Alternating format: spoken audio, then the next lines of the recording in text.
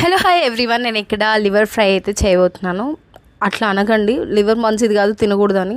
అన్నీ వదిలేస్తానేమో కానీ లివర్ని మాత్రం అస్సలు వదిలేను, అంత ఇష్టం నాకు. So let me try liver fry here.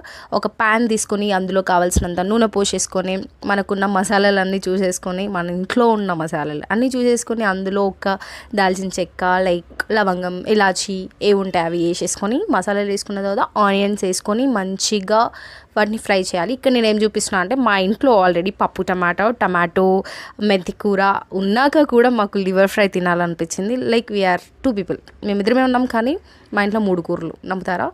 Yeah, ఇక్కడ లివర్ని అయితే మంచిగా కడిగి పెట్టుకున్న లివర్ని ఆనియన్స్ మంచిగా ఫ్రై అయిన తర్వాత అందులో ఉప్పు కారం అల్లం పసుపు వేయక ముందే మంచిగా ఆయిల్లో లివర్ని అయితే ఫ్రై చేయాలి. అప్పుడే కొంచెం స్మెల్ రాకుండా ఉంటుంది.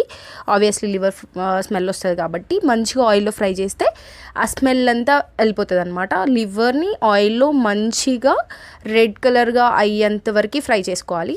అప్పుడే కావాల్సినంత అల్లం వేసేసుకొని దాన్ని కూడా మంచిగా ఫ్రై చేయాలి. ఆ లివర్ మొత్తం కూడా రెడ్ కలర్లో అంత ఫ్రై కావాలి. అయినప్పుడే బాగా టేస్ట్ ఉంటుంది, మంచిగా క్రిస్పీగా కూడా ఉంటుంది.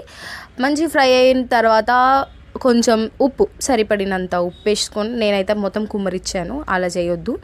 కావాల్సినంత ఉప్పు వేసేసుకొని తర్వాత కారం కూడా యాడ్ చేసేసుకొని దాన్ని కూడా మంచిగా ఫ్రై అవ్వనివ్వాలి.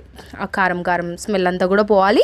సో అందులో ఉప్పు కారం వేసిన తర్వాత మంచిగా కలిపేసుకొని, అంతా కలిసేట్టుగా కలిపేసుకొని ఫ్రై చేసుకున్న తర్వాత కొంచెం ధనియాల పొడి యాడ్ చేసేసుకొని, మీ దగ్గర గరం మసాలా ఉంటే గరం మసాలా కూడా కొంచెం యాడ్ చేసుకోవచ్చు, లేదు అంటే స్కిప్ చేయవచ్చు.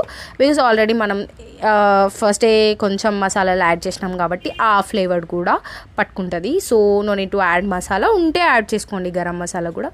ఇక్కడైతే మా లివర్ ఫ్రై రెడీ అయ్యింది. లిటరల్లీ నేను పొయ్యి మీద ఉన్నప్పుడే నాకు టేస్ట్ చేయడం అలవాటు అనమాట. ఏ నాన్ వెజ్ కూర అయినా, వెజ్ మాత్రం అస్సలు ముట్టుకోను, కానీ నాన్ వెజ్ వండితే మాత్రం ఆ గిన్నెలోంచి ఒక ముక్క నోట్లో పడాల్సిందే. పక్కా నేను గిన్నె మించి తినేస్తా వేడిదే. అట్లా ఎంతమంది తిట్టినా కూడా నాకు ఊరుకోను. నేను మా అత్తమ్మ అయితే నాకు ఎన్నోసార్లు చెప్పింది అలా తినకూడదని. లిటరల్లీ ఆ ముందా లేదా అని చూసి కూడా కొన్ని రోజులు తిన్నాను, కొన్నిసార్లు లేనప్పుడు. సో అలా వేడివేడి తింటే చాలా బాగుంటుంది. ఎందుకో తెలీదు, the brain has made it like habit loop లాగా అయిపోయింది. నాకు ఎందుకో ఇష్టం స్టార్టింగ్ నుంచి. సో నేను ఐఎమ్ ఫాలోయింగ్ దట్ రిచువల్.